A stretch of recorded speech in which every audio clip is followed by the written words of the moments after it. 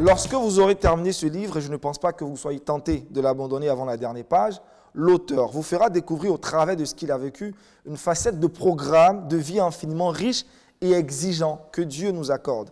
Partant du principe biblique selon lequel nous sommes sauvés par la foi, par le moyen de la grâce, l'auteur prolonge et illustre sa démarche argumentative dans la suite du livre par des habitudes pratiques racontées avec beaucoup de sensibilité à travers une argumentation ferme et charpentée bibliquement. Il conduit alors le lecteur vers une attitude de gratitude en celui qui nous a tout donné par grâce, à savoir Jésus-Christ.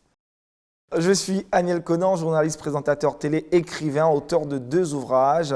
Je suis ivoirien, j'habite donc la Côte d'Ivoire, Abidjan plus précisément. Je suis conférencier et je suis aussi coach en technique d'expression orale et animation télé-radio. Mon 2e ouvrage a pour titre « Jeûne en Jésus et en joie », un ouvrage de 105 pages dans lequel je partage 20 habitudes pour mener une vie joyeuse au quotidien. C'est d'abord un lifestyle de vie. C'est un style de vie que je mets en avant, une vie de reconnaissance. On a beaucoup de personnes qui se plaignent tout le temps, j'ai pas ceci, j'ai pas cela. Au fond, ce dont elles se plaignent de ne pas avoir, certaines personnes pleurent pour avoir ces choses-là. Donc je dis, il faut vraiment vivre une vie de gratitude, de reconnaissance.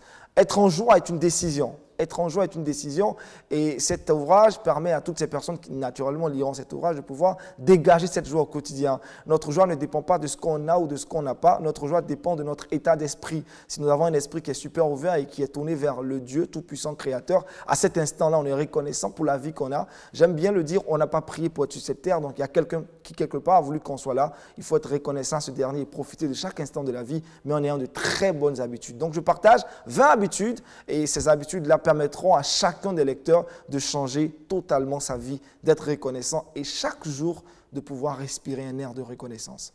Je suis peut-être le roi de l'auto-édition, juste pour rigoler, mais c'est un autre ouvrage qui est auto-édité, mais c'est bien, ça va bientôt rentrer dans une maison d'édition. Donc, ouvrage auto-édité pour permettre vraiment assez rapidement de faire circuler cet ouvrage, mais reconnu par l'État ivoirien quand même. Jeûne en Jésus en joie, c'est d'abord ma vie. Je suis tout le temps heureux, on me reconnaît pour quelqu'un qui est super heureux. Mes parents, depuis ma tendre enfance, m'ont surnommé Monsieur Facile. Pourquoi? Parce qu'à chaque fois qu'ils apportaient une difficulté devant moi, la première réaction que j'avais tout azimut, je leur disais « mais c'est facile, on peut régler ça ». Donc tout de suite, depuis mon enfance, j'ai grandi avec cette attitude de reconnaissance et de joie. Donc du coup, en grandissant, j'ai développé une vie joyeuse, très joyeuse d'ailleurs, mais qui est basée sur Christ Dieu, je veux dire. Et un jour, l'un de mes collègues est entré à mon bureau, il était un peu triste, il m'a dit « Aniel, dis-moi, qu'est-ce qui fait que tu restes toujours en joie? N'as-tu pas des problèmes ?» J'ai rigolé, il m'a demandé de lui donner des astuces, des stratégies pour garder sa joie au quotidien. Et pendant que je rigolais, il m'a dit « mais tu pourras écrire un ouvrage où tu partageras cela ».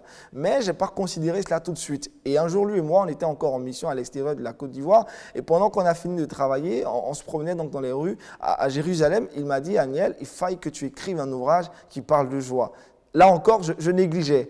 Et quand je suis revenu de ce voyage, il y a eu la période de la Covid. Et pendant que j'étais chez moi à la maison, déjà j'ai été testé à l'époque positif au Covid. Donc à la Covid, je suis resté pendant un long moment à la maison pendant que j'étais en chambre. C'est là que le Saint-Esprit va me rappeler « Aniel, tu as tout le temps pour écrire cet ouvrage sur la joie ». Je vous assure, c'était une belle expérience. Pendant que j'étais seul dans la solitude, j'ai écrit un ouvrage qui parlait de joie. La circonstance n'était pas appropriée pour être joyeux moi-même, mais j'en riais parce que le Saint-Esprit m'en avait rassuré que c'était juste une épreuve. Et après cette période de Covid, l'ouvrage Jeûne en Jésus est disponible.